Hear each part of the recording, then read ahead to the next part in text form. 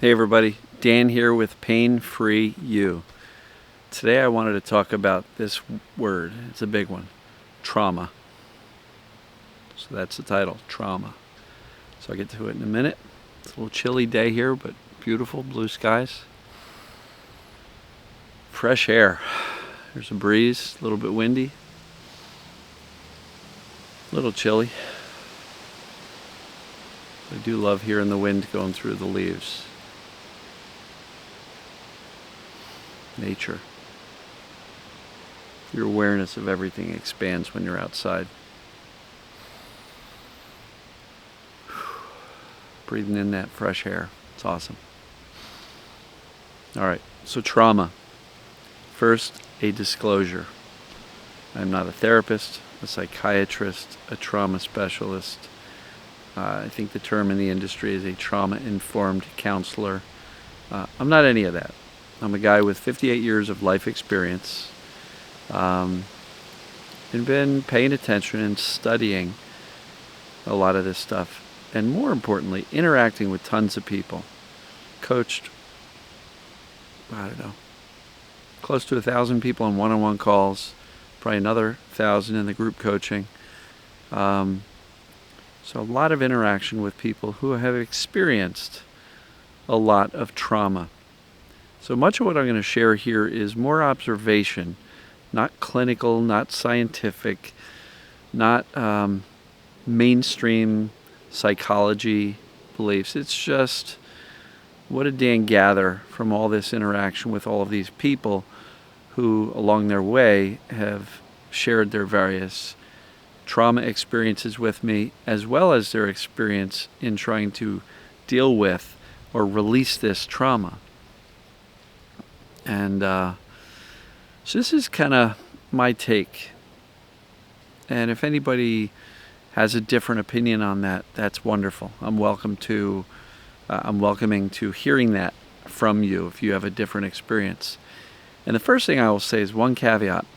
There are some people that their traumas are so significant that they do need professional trauma-informed counseling of some sort. And I'm not your guy there, right? So I just wanted to get that out of the way. I'm not minimizing trauma. I am not diminishing its importance in a lot of people's lives. But on the other hand, what I will suggest is that people whose trauma seems to impact the most for the longest period of time are people who keep on talking about their trauma, right?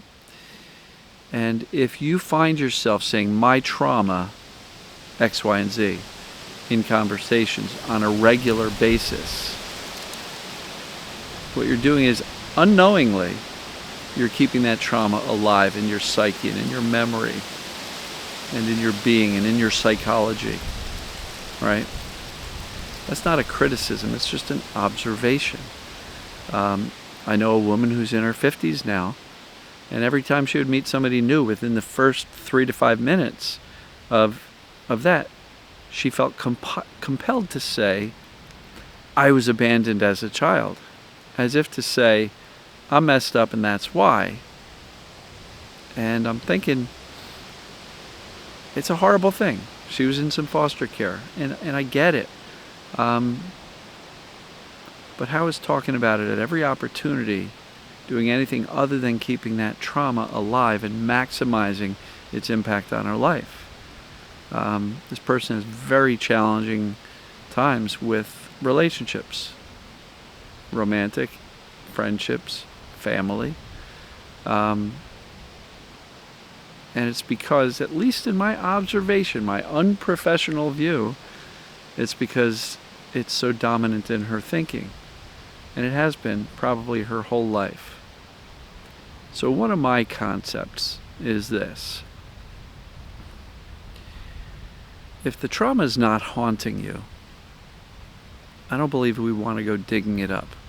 So for example, if you're in this community and you are, engaging in the process of trying to eliminate your pain or other symptoms, there are plenty of people in the TMS community that says it's repressed emotions, it's your traumas, you got to go You got to go heal them. You've got to release them. You've got to process those traumas. And I guess for the experts out there, what does it look like to deal with, process, and release our old traumas? Right? Because I've certainly heard plenty of people saying that when they went to counseling and they were made to bring up the old traumas, their mind-body symptoms got worse, right? And they came out of these traumatic experiences feeling horrible, emotionally destroyed, because they went back to some really difficult things, dug them up, and then 50 minutes later the counselor said, all right, see you next week. And that person's left holding on to this big bag of crap that they just dug up and not knowing what to do with it for the next week until they go back. Then they do it again, and then again, and again. And I guess my question is, to what end? What are they gaining from doing that? Now again, I may be completely missing the boat on what this trauma-informed therapy looks like and the benefits of it. But I've heard enough stories of people who said digging up the old stuff made them worse. Emotionally, mentally, and even physically if they've got mind-body symptoms. And so, if you're coming into my world, my approach to resolving what many call TMS, I call perceived danger symptoms, I'm not going to encourage you to go digging up the past. I don't see enough evidence that that is the solution to eliminating your pains in the present. My take is, if the brain is perceiving danger and we have chronic symptoms, creating safety in the now is really important. So if your trauma from the past is not haunting you, I do not encourage you to go try to dig it up. I spent 6 months trying to journal about my past and dig up every horrible thing that ever happened to me in my life. It was not curative for me. It was not, in my opinion, it was not a solution for me, my experience. And if you've experienced a great revelation that, poof, all of a sudden your symptoms went away as a result of digging up the past, please share. I would love to hear about it. But so far, I'm hearing the contrary, which is I did that for a while and I became a mess emotionally, mentally, and even physically my symptoms got worse. So I'm going to encourage people who have been carrying their trauma around almost like a badge of honor, like this happened to me when I was 14. This happened to me when I was a child, an infant. I was abandoned. This happened to me. That happened to me. If you're carrying that around almost like a badge of honor, I'm going to encourage you to put it down. Right? Ask yourself the question, how is carrying that trauma around, for whatever reason, badge of honor or just out of habit or just kind of stuck in the past, how is that providing you a benefit today, right now? How is that helping you? I believe if the past is not haunting us, don't dig it up. And if carrying around all of these experiences from the past is haunting you, it's time to put them down. How many times are you going to go over those stories and movies in your head of the bad stuff that happened to you? Now look, if those stories are haunting, please get some professional help. I'm not your guy. I'm just encouraging us to really look at it as practically as possible. What does trauma release look like? How do you know if you've got it? Because if you keep on replaying the stories of your past and they keep on activating your stress response and your fear and your looping thinking about the experience, how has that benefited you today? And I guess it's overly simplistic. But if you could, and you've got old traumas, look around. Ask yourself, am I in danger now? No. Are those traumatic things happening to me now? No. In many cases, I would venture to say most cases, those traumas are decades old. So if they keep on haunting you, what can you do to be aware of that and choose to say, the brain's in the habit of bringing that stuff up, but it's no longer happening to me, and I'm actually okay now.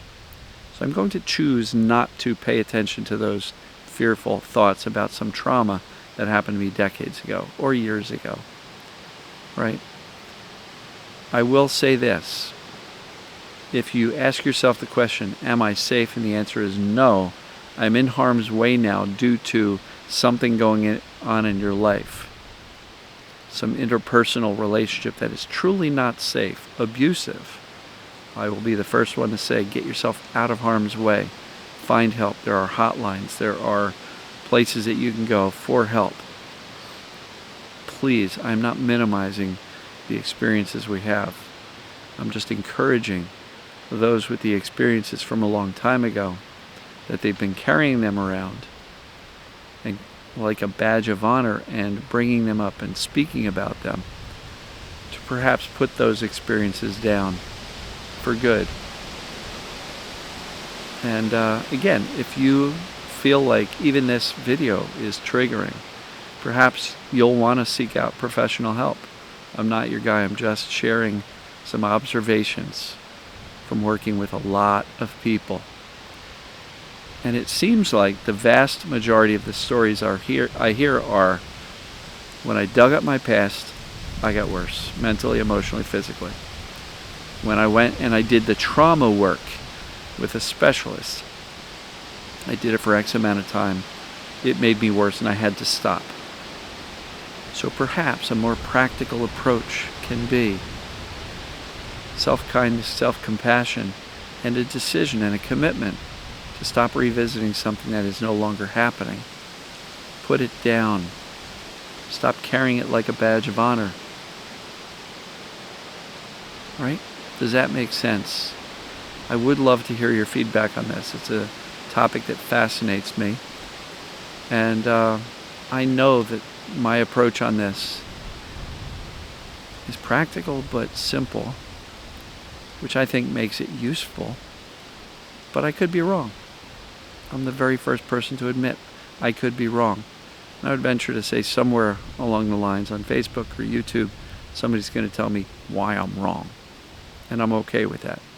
So if that's the way you feel, then let me know why you think I'm wrong and perhaps what the suggestion should be for somebody whose past is haunting them or that they're still carrying it around and replaying those traumas over and over and over again.